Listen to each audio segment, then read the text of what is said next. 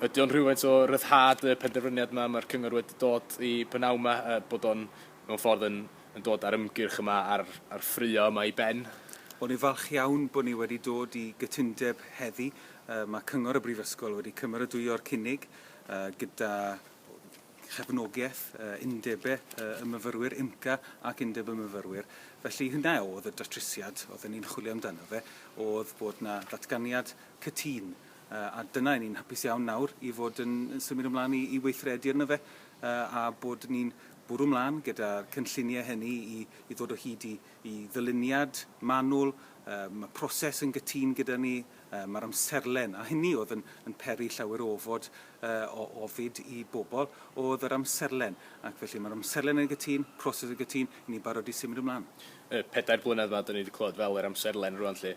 Os dyn ni dallu'n iawn 3 blynedd, mae'n mynd i gymryd i adeiladu'r neu wneud y gwaith adnewyddu lle, a mae'r gwaith cynllunio yna mynd i gymryd tua blwyddyn. Ydw'n iawn i ddall, mae dyna ydy'r y bras cynllun mewn ffordd? Ie, dyna'r cynllun yn fras i ni. Mae rhaid i ni fynd gam wrth gam gyda'r gwaith yma, mewn ymgynghoriad llawn gyda'r myfyrwyr, IMCA ac undeb y myfyrwyr sydd wedi dangos llawer iawn o ddiddordeb a wrth gwrs rhywfaint o bryder gyda'r bwriadau hynny. Ond mae'r bwriad yn glir, mae'r amserlen hynny nawr a'r broses o safbwynt mynd â'r cynllun yn ei flaen yn glir. I ni nodi heddi, wrth gwrs hefyd, ddiwedd penod yn ogystal â cychwyn penod newydd. Mae Pantycelyn yn mynd i fod ar gau fel llety myfyrwyr mis Medi, ond mae hwnnw'n rhywbeth i ni wedi gallu cytuno yno fe, oherwydd mae yna drefniadau gwahanol sydd yn foddhaol yn mynd i fod yn ei lle ar gyfer y mis Medi.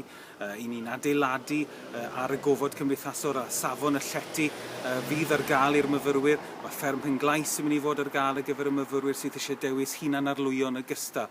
A hefyd i ni roi parhad i ddefnydd o Pantycelyn. Mi fydd swyddfa IMCA yn aros yna dros dro a mi fydd hefyd adleoli rhywfaint o wasanaethau Cymraeg y Brifysgol a defnydd gan fyfyrwyr Cymraeg a dysgwyr.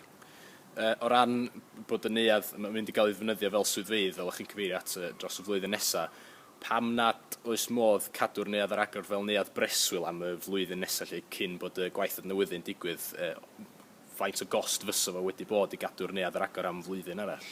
Edrychwn ni'n fanwl iawn ar hyn fel rhan o weithgor Pantycelyn a hefyd fel rhan o drafodaethau diweddar pwyllgor cyllid ac yn edrych yn benodol ar ddiogelwch oherwydd mae yna faterion yn ymwneud â diogelwch tân yn ogystal â gwaith adnewyddu ar y system drydan fydde wedi costi i ni yn y tymor byr dros yr haf yma dros 125 o filoedd o bunnau ac fydde wedi golygu bod rhaid i ni wario bron i filiwn o bunnau cyn diwedd y flwyddyn nesaf. Felly am y rheswm hwnnw a mae'r rheswm hefyd bod gyda ni gynllun cytun a bod ni'n edrych ymlaen at drefniadau gwahanol, bod diogelwch wedi bod yn pwyso arno ni fel ystyriaeth. I ni nawr yn hapus bod ni'n gallu defnyddio fe fel swyddfa IMCA ac fel canolfan ar gyfer rhai gweithgareddau, ond nid fel llety. Felly ni'n symud ymlaen yn gytun.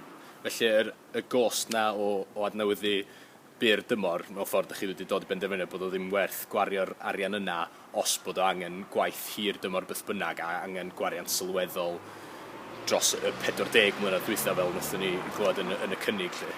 Ie, wel, mae wedi gwasanaethu nid am 40 o flynyddoedd wrth gwrs, ond ers 1951 fel adeilad a mae'r angen am gynllun adnewyddu heleth a chynhwysfawr sydd yn golygu bod ni'n edrych ar ddyluniad sydd yn addas i bwrpasau y dyfodol ac anghenion y dyfodol yn ogystal. Mae hynna'n holl bwysig i ni nawr. I gymryd yr amser yma, weithio gyda'n gilydd, mewn ymgynghoriad llawn gyda'r myfyrwyr, bod y trefniadau yma sydd gyda ni fydd yn wahanol ym mis Medi, yn rhai addas, yn rhai deniadol, cyfathrebu hynna gyda darpa fyfyrwyr ac wedyn symud ymlaen gyda'n gilydd. Oedd na rai o uwchsyddogion y Brifysgol ddim yn awyddus i weld yn cael ei ail-datblygu fel llety? Ond na, dwi'n credu bod ni gyd wedi gweld yn ystod y cyfnod yma o edrych ar yr anghenion bod llety yn mynd i fod yn rhan o'r dyfodol. Bydd na drin a thrafod faint o le, faint o ddasrwydd fydde gallu cyfuno llety gyda canolfan Gymraeg a faint o fydd fydde hynny i'r gymuned. Oedd na lot o ystyriaethau gwahanol wedi dod i mewn i'r darlun o safbwynt gweithgor Pantycelyn, yr uwchsyddogion yn trafod, awdurdodau'r Brifysgol yn trafod heddi nawr. Felly dwi'n credu bod ni gyd pawb yn gytun bod na ffordd ymlaen, bod na gynllun ar gyfer adnewyddu, i ni'n mynd i roi o'r waith gyda'r bwriad o hailagor mewn 4 blynedd, bod trefniadau gwahanol gyda ni sydd yn addas ac yn ddeniadol i fyfyrwyr. Nid pethau sydd yn mynd i fod yn newid o flwyddyn i flwyddyn, ond yn drefniadau sefydlog a rhai effeithiol. Ac felly mae llawer o waith dyn ni i gyfathrebu hynna gyda'n darpar fyfyrwyr a'n myfyrwyr presennol ni. Os oedd swyddogion y Prifysgol a cynrychiolwyr y myfyrwyr yn amlwg eisiau gweld o'n cael ei ddatblygu fel llety, pam bod e wedi cymryd mor hir i gyrraedd y cytundeb yma mewn ffordd, pam nath y cynnig ddim ond gael ei wneud yn ddiweddar? Oedd yna rhesymau ariannol tu ôl i hynny o ran trio ffeindio'r cyllid i adnewyddu'r neuadd yn llawn? Wel, pan edrychon ni ar y costau bras o addasu Pantycelyn ar gyfer y dyfodol, fe welon ni fod yr ymcambrisiau hynny yn amrywio rhwng 5 miliwn a hanner ac 11 miliwn. Ac yn edrych chwarae bach, mae dod o hyd i'r arian hynny yn y tymor byr, oherwydd newydd gyflwyno, newydd dderbyn ma'r Brifysgol, yr adroddiad llawn gan weithgor Pantycelyn. Felly, unwaith wnaethon ni rannu ffigurau hynny, y wybodaeth hynny, oedd pobl yn gofyn y cwestiwn o le mae'r arian yn mynd i ddod a beth yw'r amserlen ar gyfer cyflawni'r gwaith yma. Wel, ni'n mynd i fod yn gweithio ar y pecyn ariannol hynny yn ogystal â'r dyluniad terfynol fydd gyda ni yn gwasanaethu ni am 20 mlynedd arall ni'n gobeithio, a mae'r gwaith hynny o roi'r pecyn ariannol mynd i olygu chwilio am ffynonellau allanol yn ogystal. Ac i ni'n gwybod gymaint mae cynfyfyrwyr wedi cefnogi yr ymgyrch dros yr wythnosau a'r misoedd diwethaf yma, a pwy oer falle fydd yna heilioni ymhlith rhai o'r cynfyfyrwyr hynny. Felly gawn ni weld o bosib fydd yna rhyw fath o ymgyrch godi arian i trio helpu'r neuadd yma? Wel, gydag adeiladau hynafol, gydag adeiladau sydd yn eiconau cenedlaethol, dwi'n credu bod yna sail dda gyda ni i fynd ar ofyn rhai pobl a gweld a fydden nhw eisiau cefnogi yn ariannol i'r dyfodol. A mae hynny, wrth gwrs, yn ochr yn ochr gyda falle mathau eraill o gyllid allanol yn ogystal.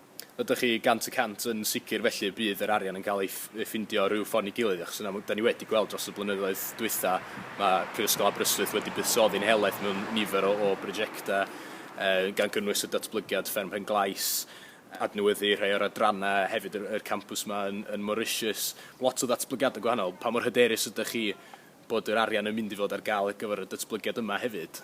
Wel, mae pob un o'r prosiectau hynny wedi deillio o drefniadau ariannol eitha gwahanol i'w gilydd. I ni, mae yna fenthyciadau, mae yna fentre sydd ar y cyd gyda datblygwyr annibynnol, mae yna grantiau sydd yn dod o gynghorau ymchwil a ffynonellau mwy cyhoeddus efallai. Campws Arloesi yn enghraifft o hynny, lle mae grant sylweddol o Ewrop a grant sylweddol o gyngor ymchwil wedi galluogi y datblygiad hwnnw i fwrw ymlaen. Felly i ni mynd i fod yn chwilio am y ffynonellau gwahanol hynny. Mae rhywbeth i ni wedi gallu gwneud fel gwaith cychwynnol fel rhan o droddiad gweithgor Pantycelyn, ond fyddwn ni'n gwneud hynny'n fanylach o lawer nawr. Nawr yn bod ni wedi dod i cytundeb ar y ffordd ymlaen gyda phroses ac amserlen. Ydych chi'n pryderu fod y ffrau yma wedi gwneud niwed i enw y Brifysgol a'ch gallu chi ddenu myfyrwyr Cymraeg i'r Brifysgol? Wel, mae'n ei roi ni ar y map. Mae'n sicr wedi denu sylw, a nid y drwg o beth yw hynny yn y byd cysadleuol sydd ohoni o ran prifysgolion.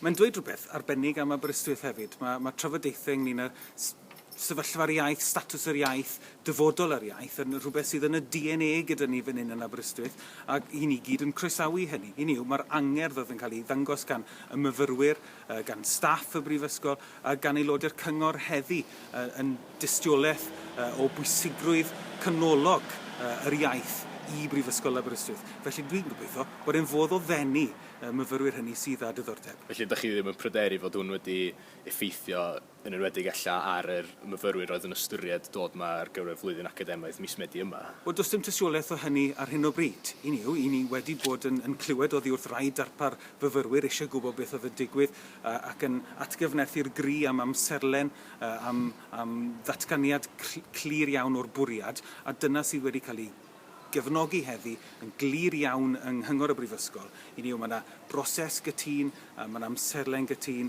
ac i ni barod i weithredu ar hynna. Just o ran y llety eto, lle, da ni wedi yn aml clywed gen chi y Brifysgol a'r ymgyrchwyr pa mor bwysig, dych chi'n meddwl ydy'r gymuned Gymraeg Pantycelyn a'r angen i gael llety ar gyfer y siaradwyr Cymraeg na lle. Ond o ran y Brifysgol a'r llety yn gyffredinol, oes angen llety wedi adnewyddu arnoch chi yn Pantycelyn o ystyried fod datblygiad fferm Penglais yn un newydd efo nifer o stafelloedd a hefyd bod niferoedd myfyrwyr wedi bod yn disgyn ychydig yn y blynyddoedd dwytha?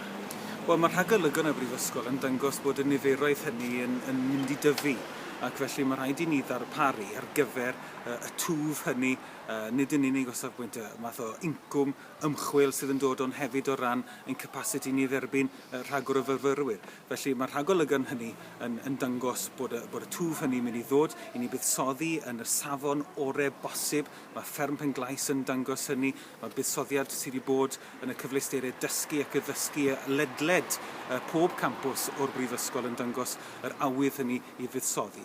Felly ni'n gweld Pantycelyn yn gallu bod yn rhan o'r un cynllun yna i ddarparu safon o radd flaena i'n myfyrwyr ni. Yn ola, lle mae'r myfyrwyr wedi croesawu datblygiad heddiw, mae'r ymgyrchwyr wedi croesawu'r datblygiad heddiw, ond hefyd wedi pwysleisio bod eu ymgyrch nhw'n mynd i barhau mewn rhyw ffordd neu gilydd, bod nhw'n mynd i barhau i weithio gyda'r Brifysgol a cadw llygad ar y Brifysgol mewn ffordd. Allwch chi ddallt pam bod nhw yn petruso a gallai ddim yn ymddiried yn llawn ar hyn o bryd o gofio, yn amlwg mae'r llawer ohonyn nhw'n cofio llynedd iddyn nhw ddathlu achub y neuadd a wedyn blwyddyn yma mae'r datblygiadau yna wedi newid eto. Allwch chi ddeall rhwystredigaeth yna ar mewn ffordd y diffyg ymddiried na mae sgyn rhai ohonyn nhw tuag at y Brifysgol? Wel, mae honno yn her felly. Mae rhaid i ni wynebu. Mae eisiau i ni fod yn gweithio gyda'n gilydd.